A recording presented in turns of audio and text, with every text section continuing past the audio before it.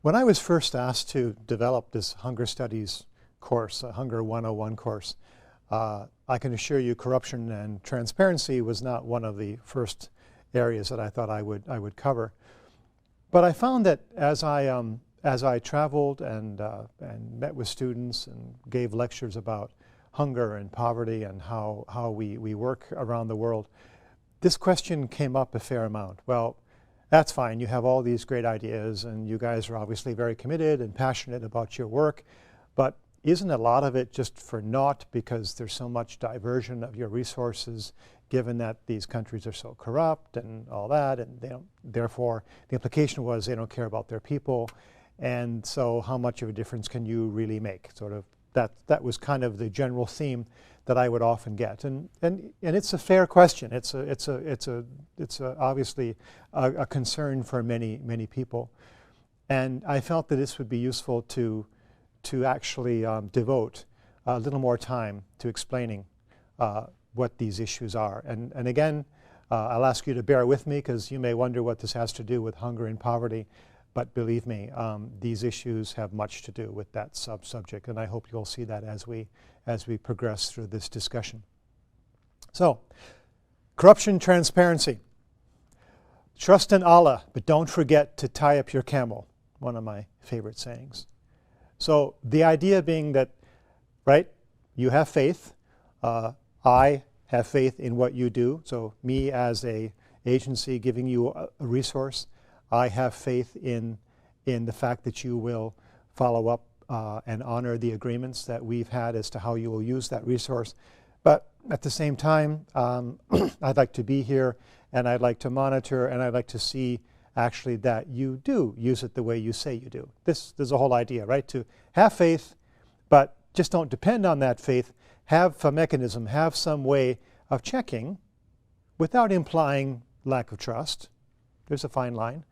But have some way of checking that indeed something is happening the way you've agreed that it should happen.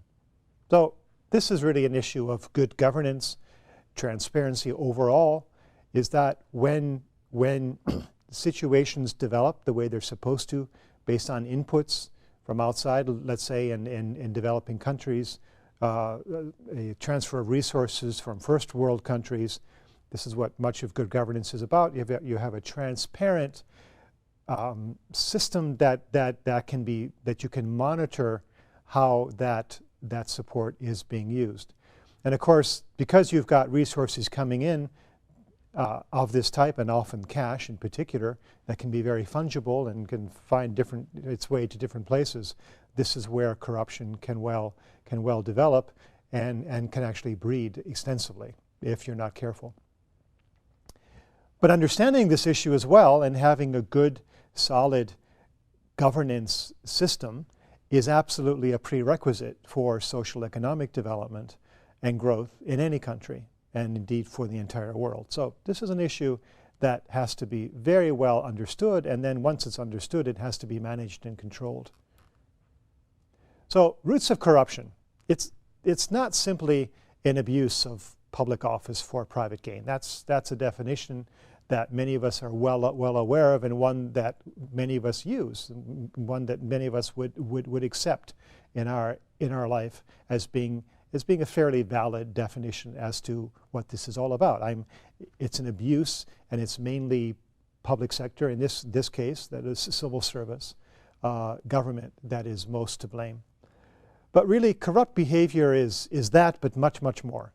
It involves nepotism meaning that I hire someone in my family, for example, to work for me who otherwise wouldn't be qualified if they were not related to me. That's nepotism. Cronyism is similar, but it's more through friendship. I bring in my cronies, my friends, or I give them a particular benefit as I would with nepotism, but otherwise those people are not necessarily qualified, or I give them unfair advantage over others.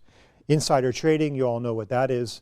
That's a subject that has been very much on the front pages of the news in first world countries concerning the stock market. Corruption is often institutionalized and is an acceptable behavior Now, I'm using the word acceptable somewhat loosely, but acceptable behavior in many countries, not that it's acceptable from a legal point of view or from a moral or even ethical point of view, but it's institutionalized and so widespread that it's often seen as being normal. So normal in the sense of being acceptable. Many countries have complex and vague legal systems and government discretionary powers that actually breed corruption, favoritism, and such.